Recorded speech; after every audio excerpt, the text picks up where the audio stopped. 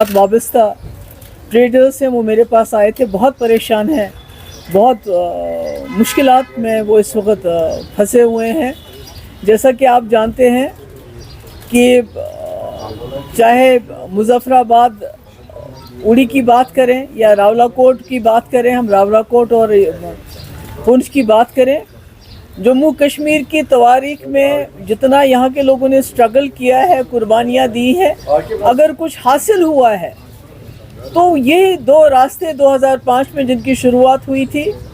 जो खोले गए थे, उसके बाद 2008 में इसमें कारोबार चला था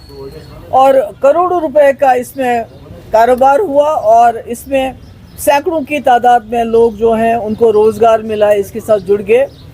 पर बदकिस्मती से 2019 के बाद ये अचानक से इसको बंद किया गया, ट्रेड भी ख़त्म किया गया और जो इसमें जब आवाजाही शुरू हुई थी तो उस वक्त खाली यहाँ के लोगों की ख्वाहिशात के लिए ये एक बहुत बड़ी चीज़ ही नहीं थी, बल्कि जो हमारे आपस में इस कश्मीर और उस कश्मीर में एक दूसरे को लेके कुछ शक व शुबात भी हैं, वो भी दूर हो गए थे। मगर ये जब से रास्ता बंद हो गया है, ट्रेड बंद हो गया है, तब से हमारे कई लोग जो इसके साथ वाबस्ता थे वो बेरोज़गार हो गए हैं। और अब आफत ये है कि आपको याद होगा ये ट्रेड जो है इसमें ये बार्टर सिस्टम था और इसमें जो है कोई फ्री था, इट वाज फ्री ट्रेड, इसमें कोई वो टैक्स की गुंजाइश नहीं लगाई गई थी उस वक्त और बार्टर सिस्टम था, यहाँ से एक चीज़ जाती थी, वहाँ से एक चीज़ आती थी। तो इसको अचानक से बंद किया और आज पिछले कुछ अरसे से इनकम टैक्स ने इन लोगों के, पहले तो आपको याद है कि सैकड़ों रेट्स डाले गए, इनके ऊपर छापे डाले गए, कोई उल्टे सीधे इल्ज़ामात लगा के, उसके बाद इनकम टैक्स की इनको अभी नोटिस आती हैं, इनको बुलाया जाता है, इनकम टैक्स दो, जीएसटी दो, और वो पूरे जो भी ट्रेड आज तक हुआ है, जो 2008 से लेके 2019 तक हुआ है, उस पर टैक्स की डिमांड कर रहे हैं। तो अब मुझे बताइए, किसी ने 5 करोड़ रुपए का अगर कारोबार किया है तो उसका जीएसटी और इनकम टैक्स का जब हिसाब लगाते हैं तो वो भी 5 करोड़ बन जाए, तो कहाँ से लाएंगे ये लोग? तो बड़े बेबस और लाचार होके मेरे पास आए और मैंने आज होम मिनिस्टर को इसलिए एक लेटर भी लिखा है जिसकी कॉपी हम आपको ईमेल करेंगे। मैंने उनको बताया है कि जम्मू कश्मीर में 70 साल में सबसे बड़ा कॉन्फिडेंस बिल्डिंग मेजर ये था जिससे जम्मू कश्मीर के हालात सुधर गए, बदल गए, और वाजपेयी जी ने इसका इनिशिएटिव लिया था और डॉक्टर मनमोहन सिंह के वक्त में खुला था और इससे दोनों जम्मू कश्मीरों के आपस में ताल्लुकात भी सुधरे थे, हालात भी सुधरे थे और हमारी इकॉनमी में भी इसका अच्छा असर पड़ा था। तो मैंने उनसे गुजारिश की है, मैंने होम मिनिस्टर अमित शाह साहब से गुजारिश की है कि वो इस पर नज़रसानी करें, इसमें इंटरवीन करें, ताकि ये लोग जो अपना कारोबार करते थे, इसमें कारोबार में कई लोगों के वहाँ जो है पेमेंट इन द सेंस कि उनकी ट्रांजैक्शन का रुका हुआ है, वो पेमेंट जो भी मिलना था वो नहीं आया, कहीं का यहाँ फंसा हुआ है माल, कहीं का वहाँ फंसा हुआ, जिसकी वजह से नुकसान हुआ है। तो मेरी गुजारिश है अमित शाह जी से कि वो इसमें इमीडिएटली इंटरवीन करे, क्योंकि मुझे खदशा है, मुझे डर है कि इनकम टैक्स वाले जो डिपार्टमेंट है जो इस वक्त लगे हुए हैं यहाँ पर, जिसमें बदकिस्मती से हर चीज़ की जाती है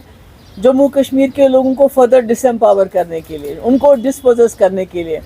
तो अगर ये इसमें इंटरवेंशन नहीं होता है तो खुदा ना खास्ता इन लोगों की प्रॉपर्टी सीज हो सकती है, और जो कोई बिल्कुल काबिल कबूल नहीं है कि अगर ऐसा इस किस्म के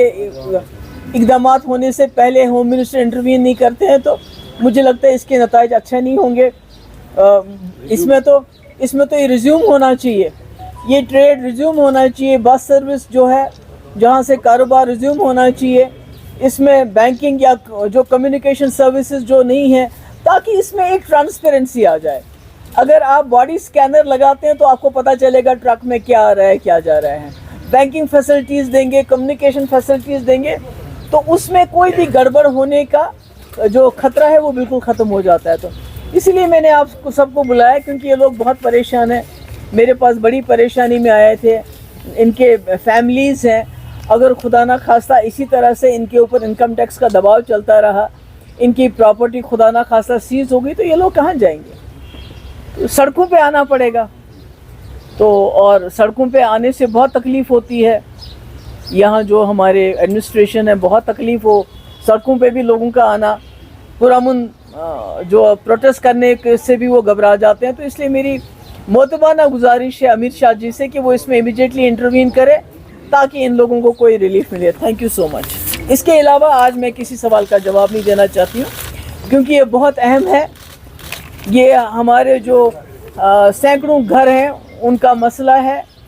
راولا کوٹ پونچھ میں بھی یہی مسئلہ ہے, یہاں بھی یہی مسئلہ ہے. اگر آپ لوگ اس میں میری مدد نہیں کریں گے, میں جرنلسٹ سے کہنا چاہتی ہوں کہ اس کو پیغام کو دلی تک پہنچانے میں, تو یہ جو ہیں سینکڑوں گھر یہ بے گھر ہو جائیں گے اور ان کی پراپرٹی سیز ہوگی. تھینک یو سو مچ. 2 دن پہلے میم وہاں پہ جو بس سروس ہے اس کو ریزیوم کیا گیا ہے, جو بارڈر ٹورزم ہے اس کو بڑھانے کے لیے بس سروس کو شروع کیا گیا ہے. آپ کو نہیں لگ رہا ہے کہ بہتر قدم ہے بارڈر ٹورزم اور اوڈی خاص کر؟ دیکھیے بارڈر ٹورزم وغیرہ تو سب ٹھیک ہے, مگر یہ جو ایک ٹریڈ شروع جس کی وجہ سے یہاں کئی فیملیز سفر کر رہی ہیں اس وقت, تو اس کے لیے اگر ایک باڈی سکینر لگا دیتے ہیں تاکہ پتہ چلے کہ بھئی ٹرکس میں کیا آ رہا ہے جا رہا ہے, اور اگر بینکنگ فیسلٹی دے, کمیونیکیشن فیسلٹی دے. دیکھیں جموں کشمیر کے مسئلے کا دونوں کشمیروں کو آپس میں ساتھ ملانے کا اس سے بہترین حل کوئی نہیں ہو سکتا ہے. تو اگر اسے دونوں کشمیروں میں امن قائم ہوتا ہے, دوستی قائم ہوتی ہے, تو مجھے لگتا ہے اس انیشیٹو کو جو میں نے پہلے بھی کہا واجپئی جی نے اسپیڈ ورک کیا تھا, ڈاکٹر منموہن سنگھ نے اس کو آگے بڑھایا تھا, اگر اس کو نیکسٹ سٹیپ پہ لے کے جایا جائے تو مجھے لگتا ہے یہ جموں کشمیر کے لیے بہت اچھا ہوگا. ایک بہت بڑا کانفیڈنس بلڈنگ میجر ہوگا. جو بار بار ہوم منسٹر صاحب کہتے ہیں کہ میں جموں کشمیر کے جوانوں کے کوئی ساتھ ڈائلاگ کرنا چاہتا ہوں, کانفیڈنس بحال کرنا چاہتا ہوں, تو مجھے لگتا ہے کہ یہ بہت بڑا کانفیڈنس بلڈنگ میجر ہوگا. Thank you. آج کو یوتے